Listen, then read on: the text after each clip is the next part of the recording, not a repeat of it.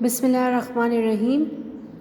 Good morning, dear students of class 8. I hope that you all will be in your good health. So, today in our online lecture, we studied about pronouns. So, here is a short summary of today's lecture. So, a pronoun is a word that takes the place of a noun. So, what is a pronoun? A pronoun is a word which is used instead of a noun or a common noun. Generally, you can say that pronoun takes the place of a particular noun. A pronoun also helps us to avoid the unnecessary repetition.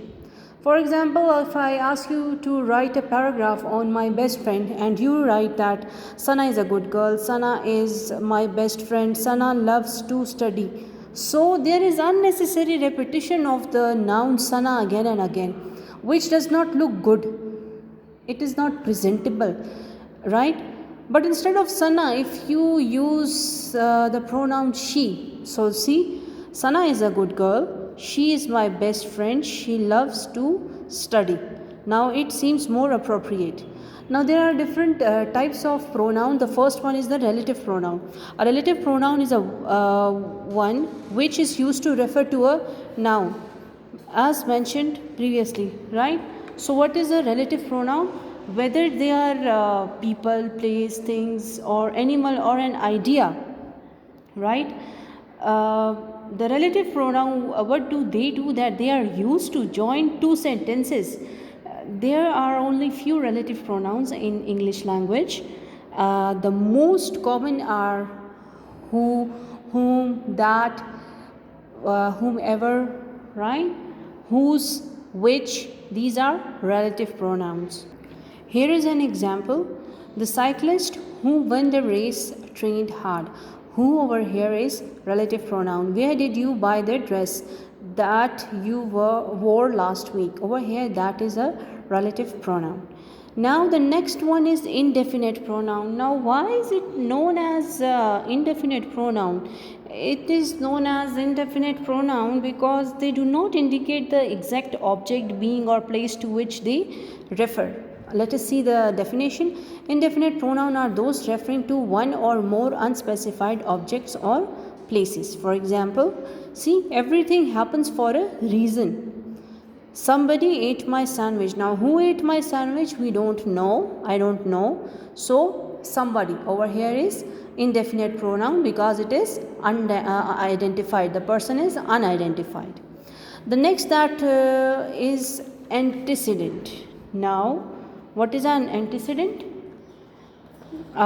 In grammar, the meaning of antecedent is more specific, as it refers to a word that comes before a different term that represent original word. See, an antecedent is a noun or a pronoun to which another noun or pronoun refers. It usually goes before the pronoun. Now over here we have an example, so let us consider it now. See, it is written that John went out in the rain and he got wet.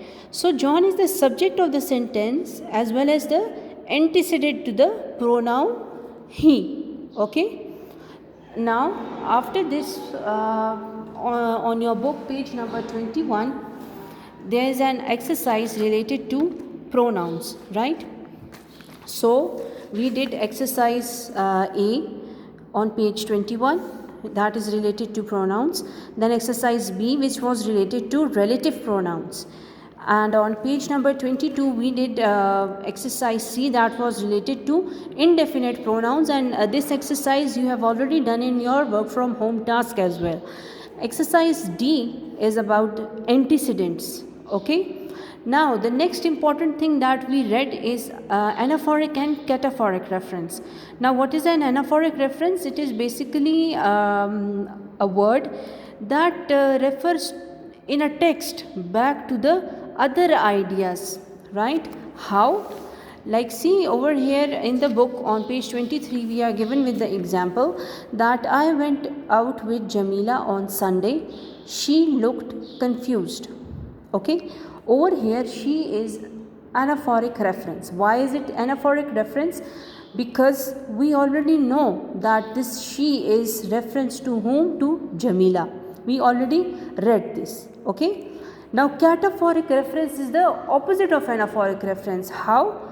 That in the cataphoric reference, it refers to a noun which is introduced later in the text, right? In cataphoric reference, the pronoun comes first, and after reading the text, then we come to know about the main reference. For example, when he arrived, whom arrived, we don't know that who arrived, but when we read the text further, Ashraf noticed that the door was open. So this he is basically reference to Ashraf. This is the main difference between anaphoric and cataphoric references. So with this we come towards the end of our lecture, and this is all which we covered in our today's Zoom online class. I hope that the exercises are clear to you. Thank you, students.